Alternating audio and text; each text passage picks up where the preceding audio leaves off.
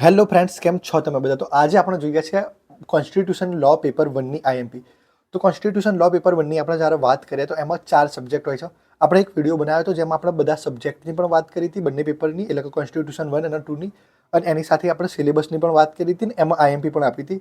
પણ જે લોકોએ વિડીયો ના જોયો હોય અને જો ટાઈમ બી ના હોય તો અત્યારે માટે તમે આ વિડીયો જોઈ શકો છો. તો વાત કરીએ તો આપણા 4 ચેપ્ટર હોય છે. પ્રિએમ્બલ, પછી બીજો અને ત્રીજો ચેપ્ટર હોય છે જે ફંડામેન્ટલ રાઇટનો પાર્ટ 1 અને પાર્ટ 2 એ રીતે હોય છે, અને ચોથો ચેપ્ટર હોય છે આપણો directive principles of state policy, એટલે કે રાજ્યનીતિના માર્ગદર્શક સિદ્ધાંતો. તો ટાઈમ વેસ્ટ ના કરતા આપણે આઈએમપી જોઈ લઈએ. તો મોસ્ટ આઈએમપી ક્વેશ્ચન છે આપણા આ બધા. તો સૌથી આપણો પહેલો ક્વેશ્ચન છે આમુખનો, કારણ કે આમુખનું ક્વેશ્ચન પૂછાય જ છે, કારણ કે પહેલો ચેપ્ટર જ આખો આમુખ ઉપર છે. તો આમુખમાં કઈ રીતે પૂછાઈ શકે? તો આમુખનો ખ્યાલ, એનો ઉદ્દેશ્ય, એનું અર્થઘટન, એનું મહત્વ, એનું શું એ આમુખ બંધારણનો ભાગ છે કે નથી, કાં તો શું આમુખમાં આપણે સુધારો કરી શકાય, એટલે એમાં અમેન્ડમેન્ટ કરી શકાય કે નહીં. તો આ વિડીયો ઇંગ્લિશ અને ગુજરાતી બંને માટે છે. તો આપણે પહેલા ગુજરાતીની વાત કરીએ, પછી ઇંગ્લિશ જોઈ લઈશું.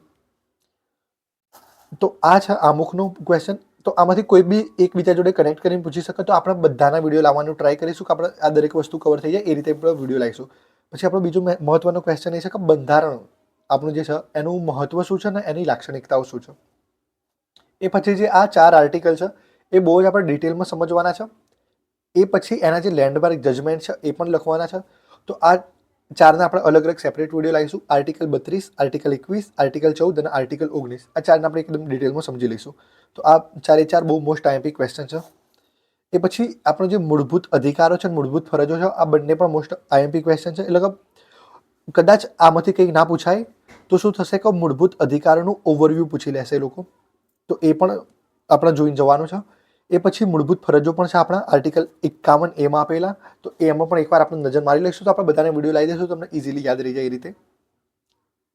એ પછી એવું પણ ક્વેશ્ચન પૂછી શકાય કે જે મૂળભૂત અધિકારો છે અને જે રાજ્યનીતિના માર્ગદર્શક સિદ્ધાંતો છે, એટલે કે ડીપીએસપી છે, તો એ બંને વચ્ચેનો શું તફાવત છે, તો એવું પણ પૂછી શકે.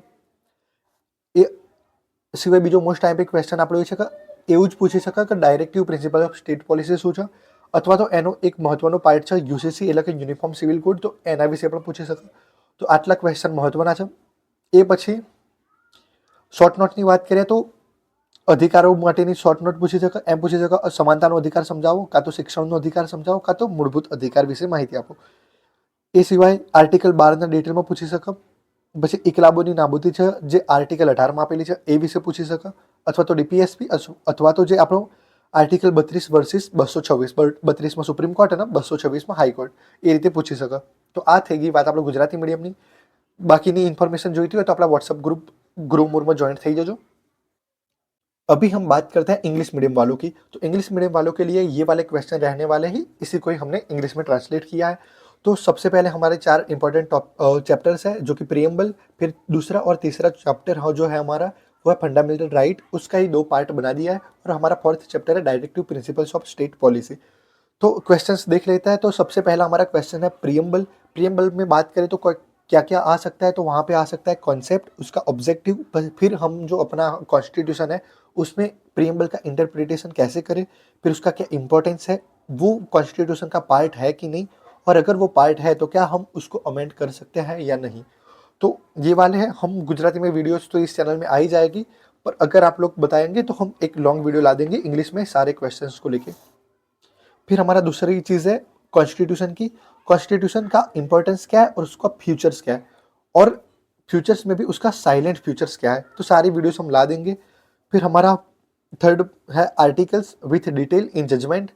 तो आर्टिकल 32, आर्टिकल 21, आर्टिकल 14 और आर्टिकल 19, ये सारे हमको समझने हैं. इसके भी हम वीडियोस ला देंगे. आपको चाहिए तो आप गुजराती में देख सकते हैं, क्योंकि ज़्यादातर कॉलेज में भले ही आपने इंग्लिश मीडियम लिया हो, आपको गुजराती में ही पढ़ाते हैं. फिर फंडामेंटल राइट्स, उसका हम ओवरव्यू लेंगे, और उसी के साथ हम फंडामेंटल ड्यूटीज़ को भी कवर कर लेंगे आर्टिकल 51 में, मतलब कि आर्टिकल 51A में.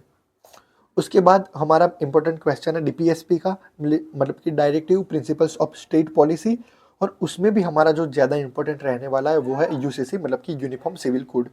फिर शॉर्ट नोट की बात कर लेते हैं. तो शॉर्ट नोट की बात जब करेंगे तो हमारे पास राइट्स आएंगे.